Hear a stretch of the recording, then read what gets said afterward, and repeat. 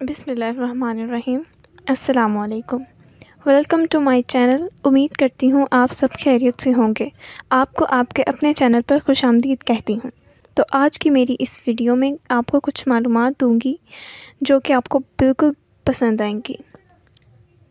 सबसे पहले, जब भी आप मुंह धोएं तो मुंह साफ़ करने के लिए कपड़े का इस्तेमाल ना करें, क्योंकि ऐसा करने से इंसान को भूलने की बीमारी लग जाती है। नंबर 2, कोई भी पौधा लगाने से पहले अगर मिट्टी में चूना मिला दिया जाए तो पौधे की बढ़ोतरी बहुत ज़्यादा तेज़ी से होती है। नंबर 3, अगर घर में मौजूद चारपाई की उम्र बढ़ानी है तो उसको इस्तेमाल से पहले बाजुओं पर अच्छी तरह रंग दें। अगर आप सबक वगैरह याद करने की कोशिश कर रहे हैं और आपको याद नहीं हो रहा तो परेशान मत होइए। इसका आज़मूदा टोटका ये है कि जो आप याद कर रहे थे उसे 2-3 बार ऊपर लिख दें, कागज़ पर लिख लीजिए तो वह फ़ौरन आपको याद हो जाएगा। जब कभी भी नहाने का इरादा हो तो नहाने से पहले सर में सरसों का तेल ज़रूर लगा लें। इससे बाल मज़बूत रहते हैं और इनमें चमक पैदा हो जाती है और नहाने के बाद तेल लगाने की ज़रूरत भी नहीं पड़ती। खुश्क आंवला को टुकड़ों में काट कर नारियल के तेल में तब तक उबालें कि आंवला के टुकड़ों की शक्ल झुलसी हुई गर्द जैसी हो जाए। इसके बाद रोज़ाना इस तेल की सर में मालिश करें। बाल ज़िंदगी भर काले रहेंगे। ग्लिसरीन में माल्टे का रस मिलाकर आँखों के गिर्द मुतासरा जिल्द पर लगाएं। आँखों के स्याह हल्के दूर हो जाएंगे। एक सेब को छीलकर बारीक टुकड़े कर लें। इनमें थोड़ा सा नमक अच्छी तरह मिक्स करें और ये आमीज़ा सुबह नहार मुँह खाएं। दामी सर दर्द से निजात मिल जाएगी। कब्ज़ गैस के बायस पेट का अफारा 1/4 चम्मच बेकिंग सोडा पानी में डालकर पिएं। तुलसी के 2-3 पत्ते पानी में हल्की आंच पर उबालें हत्ता के पत्तों का अर्क पानी में आ जाए, फिर इससे गरारे करें। गले के दर्द में अफाका हो जाएगा। मुंह का अल्सर, मुंह में ज़ख़म हो जाना। केले और शहद को मिलाकर एक पेस्ट बनाएं और इसे मुंह के अंदर मुतासरा हिस्सों पर लगा दें। दही जमाने से कबल दूध को उबाल लें और इसमें 2 सब्ज़ मिर्च डाल दें। इससे दही जल्द और सख्त जमेगा। रात को सोने से पहले 3 चम्मच खाने का सोडा पानी भरे टब में डाल दें और सुबह इस पानी में बाथरूम धो लें। बाथरूम चमकेगा और बदबू जाती रहेगी। बवासीर से बचाव के लिए गेंदे के ताज़ा फूल, बड़े हों तो 2, छोटे हों तो 3, एक गिलास के हिसाब से ठंडाई बनाकर पी लें। दिन में 1 बार काफ़ी है। लगातार 10-15 दिन पी सकते हैं। जब बेहतर लगने लगे पीना छोड़ दें।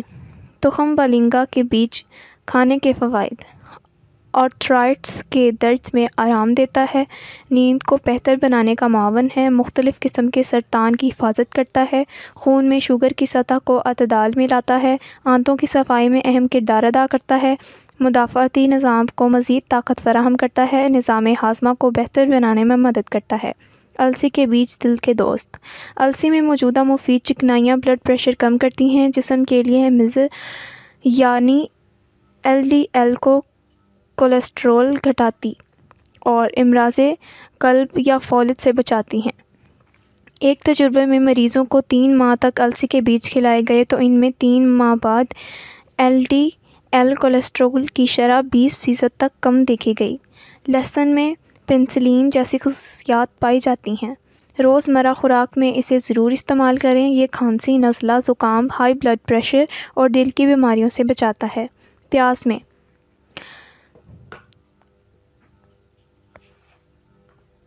प्याज में फाइटोन्यूट्रिएंट्स पाए जाते हैं और जिस्म में मज़र सेहत मादों की सफाई करके कैंसर से बचाते हैं। अदरक मैदे, आंतों और दिल के इंतहाई मुफीद है और ख़ुसूसन मुदाफ़ाती निज़ाम को ताकतवर बनाता है। शहद 60 से ज़ायद किस्म के बैक्टीरिया को ख़त्म करता है और इन्फेक्शन से बचाने के अलावा दर्दों में भी मुफीद है।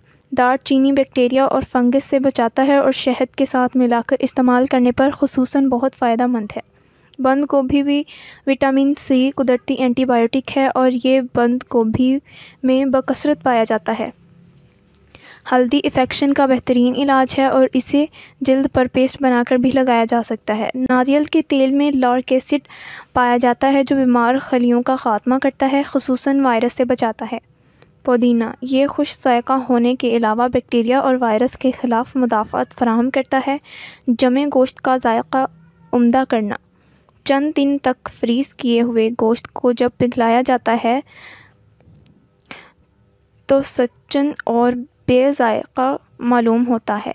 इससे बचने के लिए फ्रीज़र से गोश्त निकालकर इसमें आधी प्याली दूध डालकर 10 मिनट के लिए ढाँप दें। इस दौरान गोश्त न सिर्फ खुल जाएगा बल्कि इसका जायका भी पहले जैसा लजीज़ हो जाएगा।